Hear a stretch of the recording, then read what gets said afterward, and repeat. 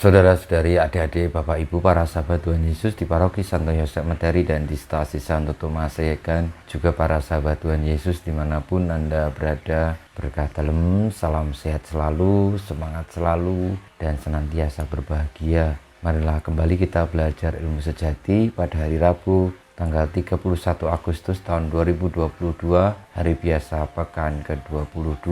Marilah kita mengawali belajar ilmu sejati kita dengan berdoa. Dalam nama Bapa, Putra, dan Roh Kudus. Amin. Allah Bapa yang Maha Kudus, dunia Kau kehendaki bersatu dalam diri Yesus, Adam baru. Kami mohon diberi semangatnya, agar selalu menghormati dan mengakui nama-Mu yang kudus. Sebab Dialah yang hidup dan berkuasa, yang bersama di Kau dalam persatuan Roh Kudus, Allah sepanjang segala masa. Amin. Para sahabat Tuhan Yesus terkasih, kita akan belajar ilmu sejati dari Injil Yesus Kristus menurut Lukas bab 4 ayat 38 sampai dengan 44. Setelah meninggalkan rumah ibadat di Kapernaum, Yesus pergi ke rumah Simon.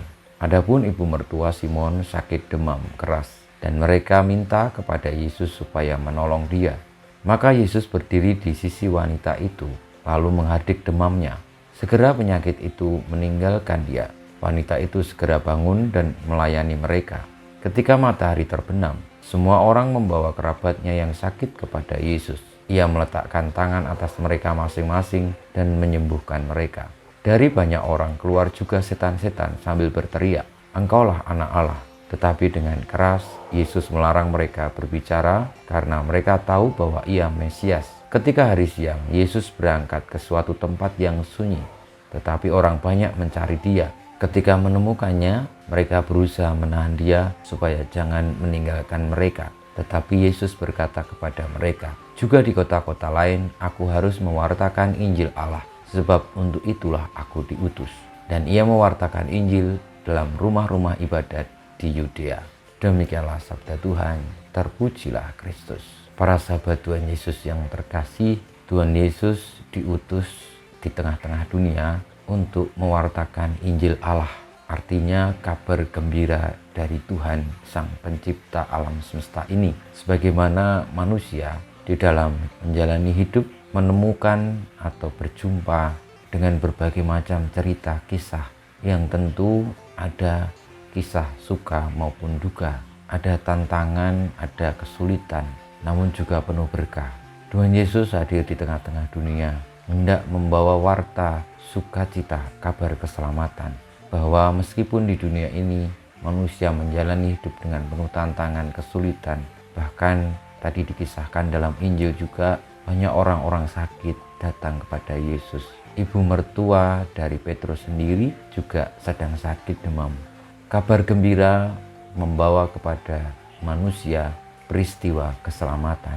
Meski dalam dunia ini banyak sekali kesulitan, tantangan, ketidaksempurnaan, penderitaan, tetapi kasih Tuhan lebih besar dari segala macam tantangan, kesulitan, dan penderitaan itu. Karena sejatinya Allah menghendaki agar setiap orang yang taat percaya kepadanya memperoleh keselamatan. Sebagaimana kehadiran Tuhan Yesus juga diberikan untuk semua orang, bagi mereka yang percaya, tidak hanya untuk sebagian orang.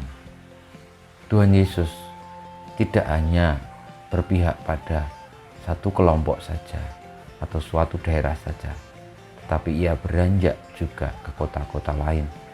Artinya Tuhan Yesus tidak hanya untuk satu kelompok, tetapi untuk seluruh umat manusia. Marilah saudara-saudari yang terkasih, kita meneladani Tuhan Yesus yang terbuka untuk mewartakan kabar gembira kepada siapapun, dimanapun, dan kapanpun. Karena ketika kita percaya kepada Sang Penyelamat, Sang Mesias Tuhan Yesus sendiri, maka kita pun mengikuti perjalanannya untuk menjadi tanda kebaikan Allah bagi siapapun, dimanapun, dan tidak terbatas satu golongan saja atau satu kota saja, tetapi bagi seluruh semesta.